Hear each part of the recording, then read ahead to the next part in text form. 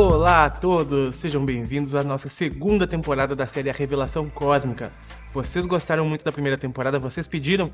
Então tá, realmente, as revelações não podem parar, porque você precisa saber a verdade do que se passa na realidade ao nosso redor, que será descoberto por todos logo em breve, e nós já estamos antecipando aqui na nossa série com a participação de Corey Goode, o delator dos programas espaciais secretos americanos, ao qual ele participou por 20 anos e teve a permissão para relatar tudo o que fez no início de um programa da revelação cósmica para os humanos da superfície, que somos nós, que não sabemos, 99% não sabe nada do que se passa lá de fato.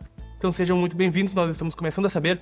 Hoje nós vamos conhecer outras raças que envolvem aqui o nosso planeta Terra, desde os reptilianos ao reino de Agartha no interior da Terra. Essa segunda temporada promete nos revelar todo o interior do planeta Terra.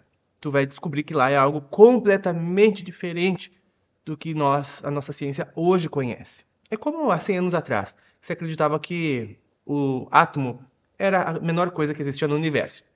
Hoje a gente acredita que não existe nada no interior da Terra, a não ser manto núcleo.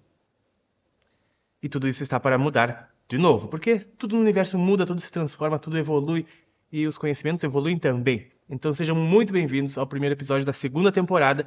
Deixe o seu like, o seu comentário e te convido para assistirmos juntos toda essa temporada, que vai fazer uma abertura de consciência, de concepção do que existe ainda à vista na tua vida.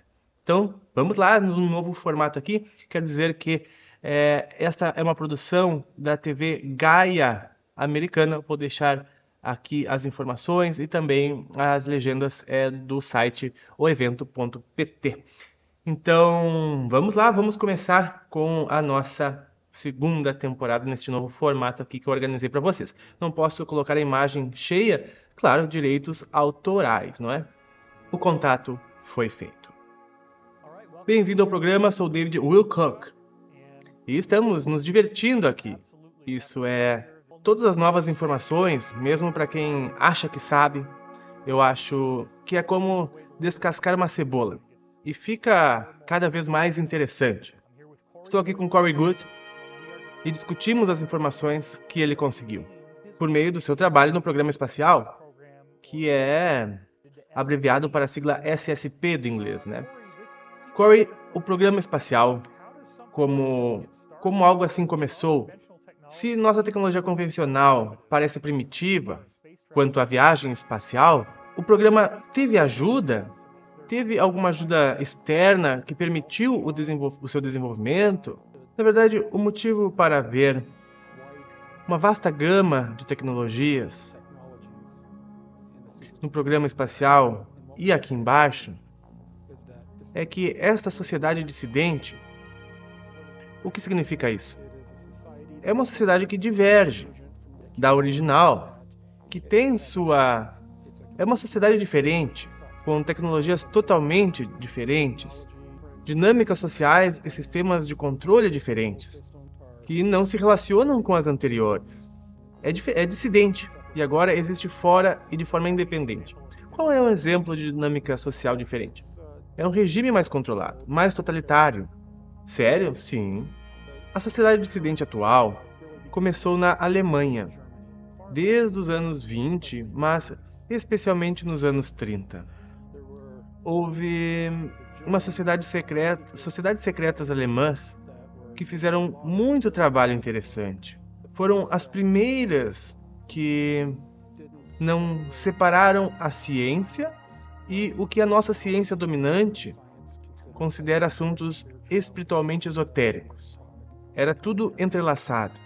Tinham grupos que canalizavam, tentavam contatar grupos de outros mundos. E eles também buscavam escritas na Terra, escritas antigas do Oriente, que tinham falado das antigas Vimanas e de outras habilidades das quais esperavam poder ter mais informações para criar uma nave. Uma das pesquisas mais contenciosas que eu encontrei sobre a sociedade oculta, sobre as sociedades ocultas alemãs, parece que foi de um dos maiores ocultistas da época, que aconselhou Hitler e viu uma fala de Gurdjieff, né? Descreveu esta grandiosa hipótese de um símbolo que aparentava literalmente no mundo todo, todas essas culturas diferentes, tinham um símbolo que os hindus chamavam de Swastika, né? Vocês entendem aí. Acha que os alemães nessas sociedades ocultas, vendo que o símbolo prevaleceria mundialmente, reconstituíram traços de uma civilização antiga, avançada, no decorrer dos anos 30, algumas sociedades secretas já faziam várias expedições pelo mundo, buscando escritas antigas e relíquias que poderiam começar a reunir para criar uma tecnologia moderna. Eu fiz um episódio de alienígenas do passado há pouco tempo sobre o caso de Roswell alemão. Você já ouviu falar sobre isso? Acho que foi em 1936, um acidente na Floresta Negra. Isto, nas terras da família de Evan. Depois ela se tornou a esposa de Adolf, né? Li que houve um acidente e que recuperaram tecnologia, né? Ele leu no dispositivo do GlassPad. Certo, mas a maioria do meu conhecimento retoma ao contato que foi feito pela canalização, onde entraram em contato com outra civilização e acabaram marcando reuniões com eles. E também pelas suas expedições, acabaram fazendo contato no Himalaia com a civilização dissidente antiga, que muita gente chama de nórdicos, com quem começaram a trabalhar.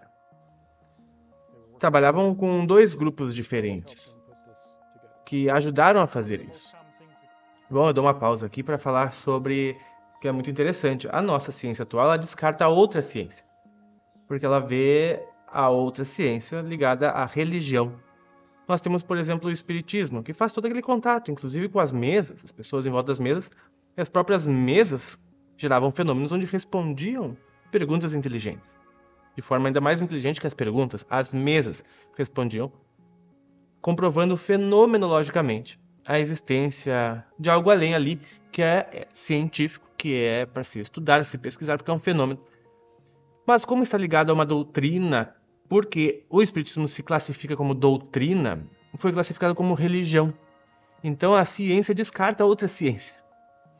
Então, a nossa ciência atual, ela descarta toda a possibilidade de contatos extradimensionais, extrafísicos, outros seres, outras raças, em outras frequências, considerando tudo isso misticismo, considerando tudo isso esotérico e ridículo, e descartando.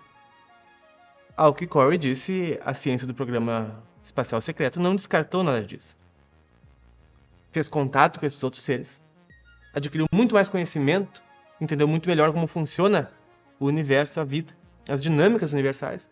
Então evoluiu muito mais rápido as suas tecnologias. Então o David vai continuar agora. Uma das coisas mais comuns que os críticos dizem é Corey não tem provas.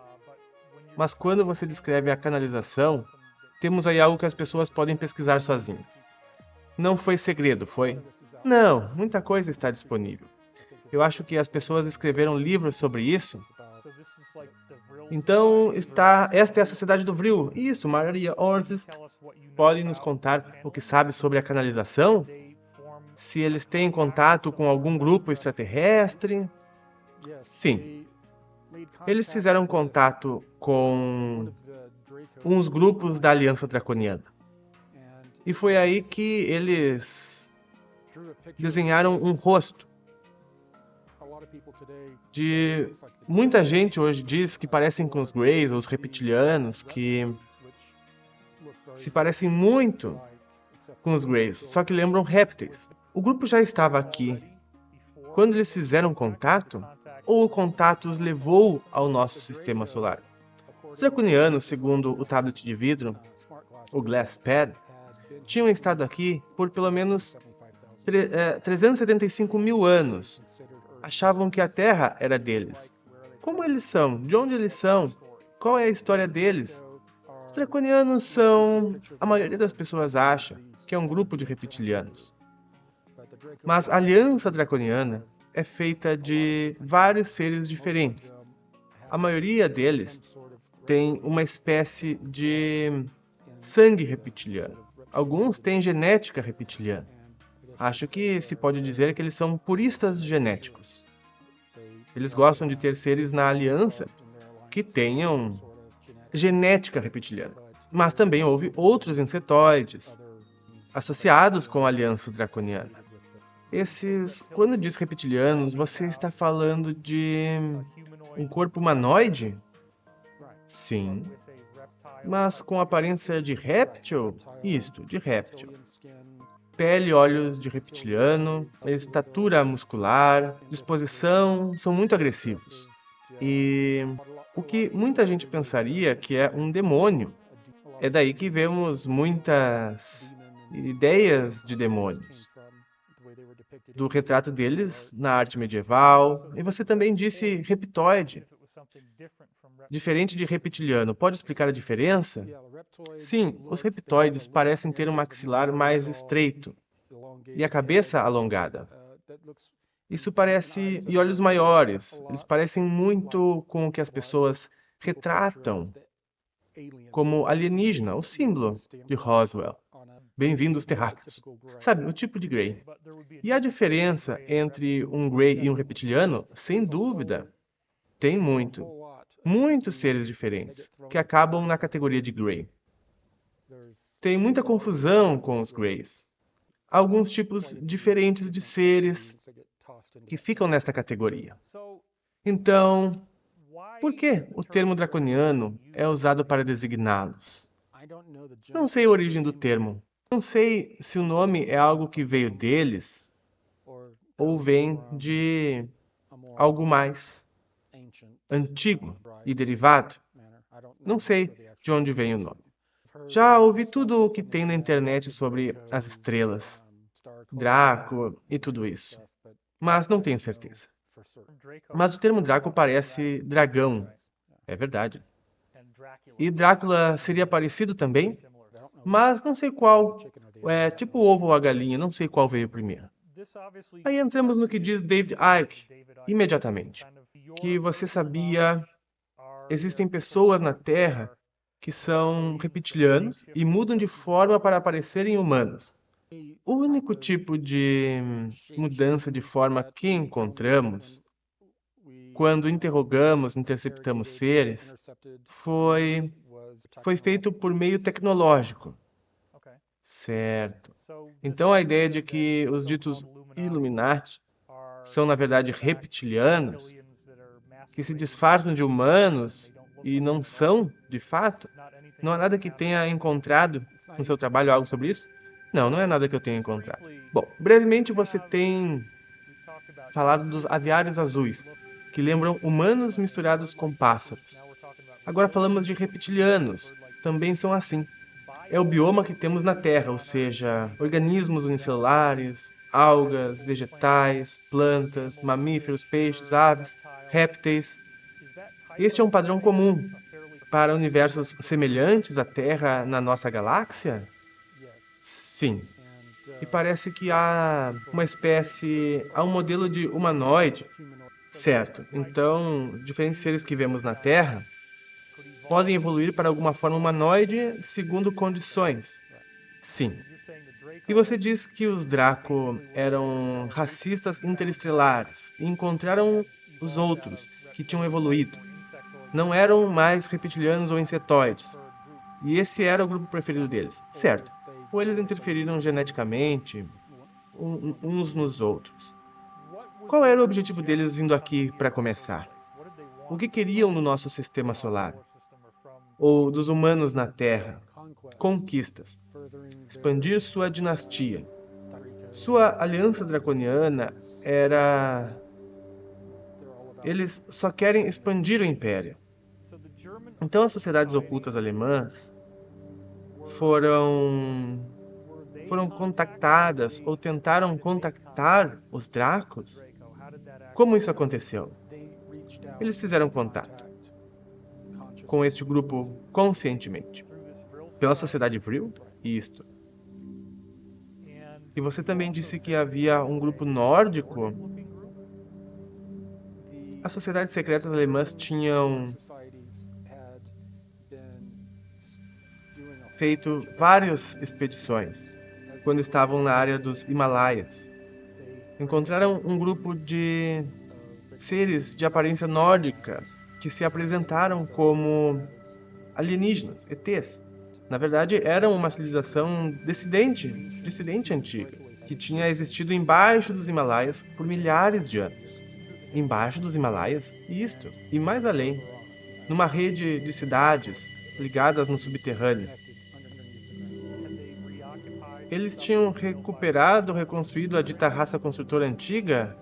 Sim, mas tinham construído uma sofisticada e tecnológica, uma civilização muito sofisticada e tecnológica própria, com uma infraestrutura tecnológica própria. Mas esta era uma das áreas no subterrâneo, como disse antes, com bactérias bioluminescentes, árvores e água corrente, e seu próprio caminho evolutivo de animais, peixes, ave e tudo isso. O deles era mais perto da superfície, embaixo das montanhas e redes que desciam pela área. Chamavam-se de Rede Agartha. Sério? Isso de acordo com os documentos, do tablet de vidro ao qual ele estudou. Tinha uma frota com um programa espacial que se chamavam de Frota Prateada. Isso parece muito com as pessoas que foram contatadas pelo que acham ser extraterrestres, os ditos ETs nórdicos. É bem comum ouvir falar deles. Sim, isso acontecia muito com este grupo que fingia ser ET. Mais tarde também aconteceu com os alemães que criaram uma civilização dissidente, usando tecnologia obtida dos Dracos e dos Agarthans, embaixo do Himalaia. Acha que foi por causa dos Agarthans que os alemães ficaram obcecados por olhos azuis, para eles a raça superior? Provavelmente. O que os Agarthans contaram aos alemães? De onde disseram que eram? Acho que disseram que eram das Pleiades ou algo assim. Então nos fale da origem do programa espacial com base nesses contatos. Os Dracos e os Agarthans se deram bem? Sabiam um dos outros? Tinham alguma parceria? Eles tinham uma tênue, tinham um acordo. Não eram aliados. Os Dracos não se davam bem com os outros, que não se curvassem diante deles. Mas eles tinham um acordo e não implicavam uns com os outros. Então, como isso se transforma na viagem espacial? Quem deu aos alemães a capacidade de viajar no espaço? Como foi? Claro que eles não fariam um programa espacial sem viajar. Certo, os alemães eram muito inteligentes e já tinham feito algumas descobertas excelentes sozinhos. Eles, pela observação da natureza e pelo fato de que, diferente do Ocidente, eles não, como eu disse antes, não separavam a ciência da espiritualidade e de algumas crenças esotéricas, eles usavam mesmo algumas dessas crenças, algumas das quais nós chamamos de magia negra, ao mesmo tempo que a ciência. Eles misturavam.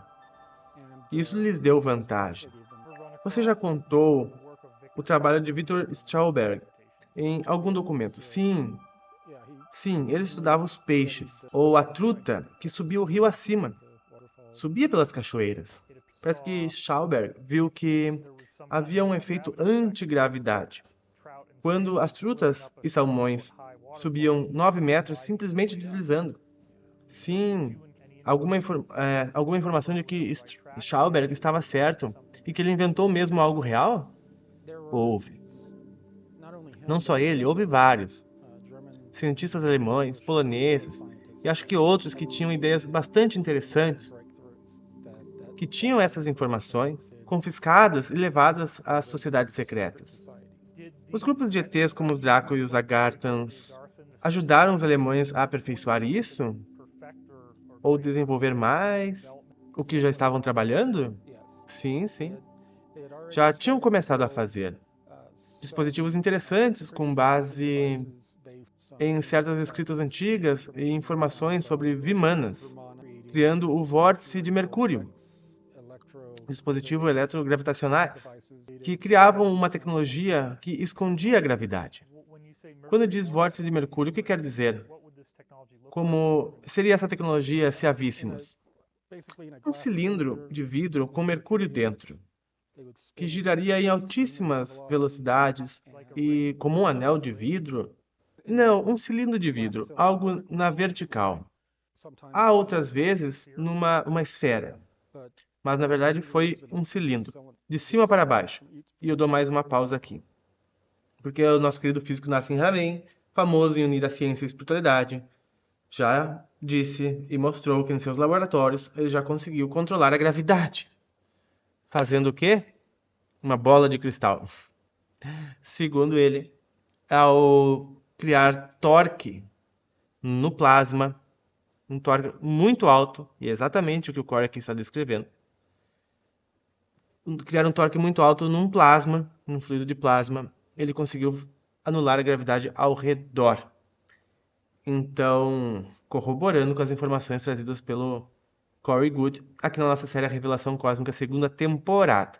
E, bom, se a gente for ver, tudo no universo é plasma girando.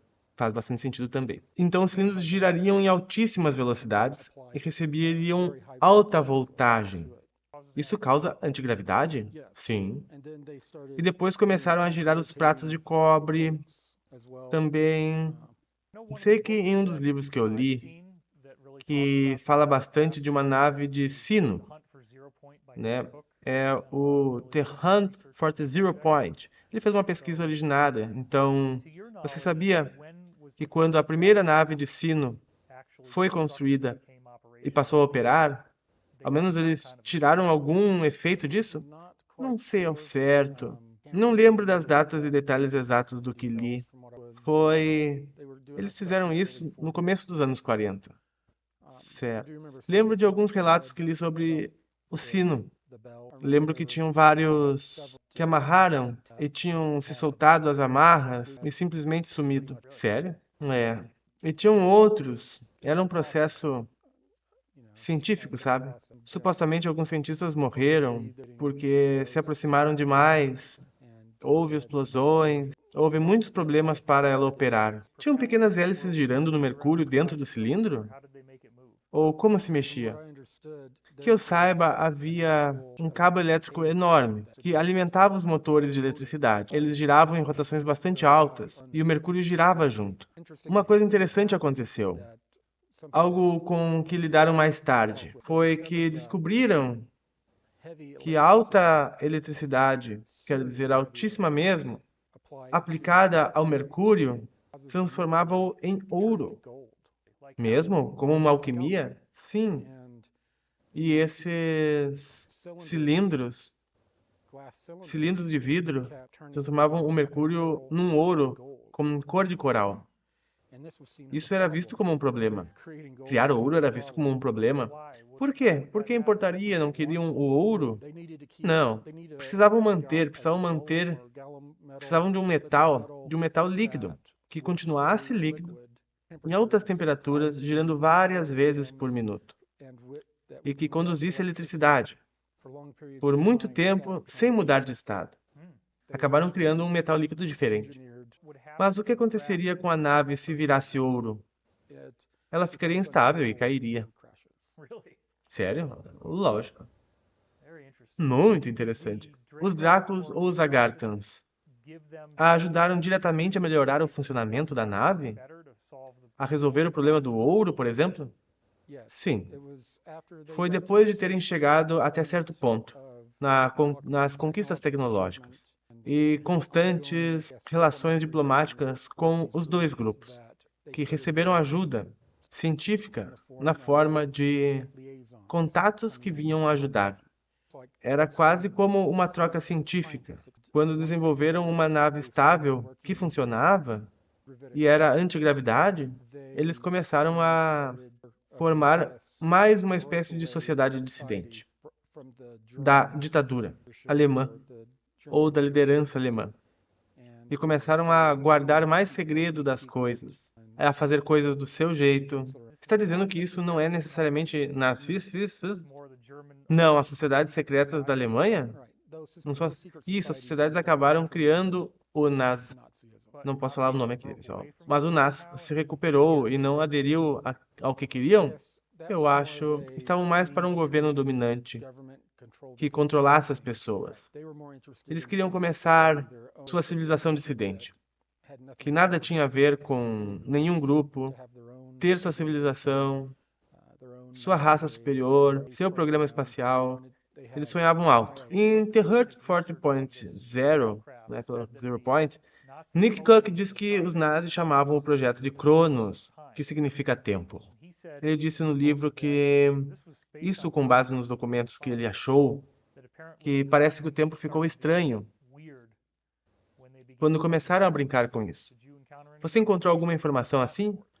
Sim. Quando você lida com a tecnologia eletrogravitacional, o tempo e o espaço, a barreira entre os dois fica mais fina. Então você começa a ter anomalias. O que seria um exemplo de anomalia? Sim, quando você lida com a tecnologia eletrogravitacional, o tempo e o espaço, a barreira entre os dois fica mais fina. Então você pode começar a ter anomalias. O que seria exato um exemplo de anomalia? Uma anomalia seria você viajar a uma certa velocidade, a qualquer hora, e não percorrer só a distância, mas também o tempo. E eles criarem uma situação onde pulem de um lugar a outro, rapidinho. Não teriam só pulado no espaço, mas também no tempo. Então fica meio confuso. As barreiras entre o tempo e o espaço se confundem. Bom, nosso tempo acabou nesse episódio, mas eu acho que temos que continuar essa discussão, porque nem chegamos a como essas sociedades alemãs ocultas chegaram ao espaço. Eu quero seguir nesta linha.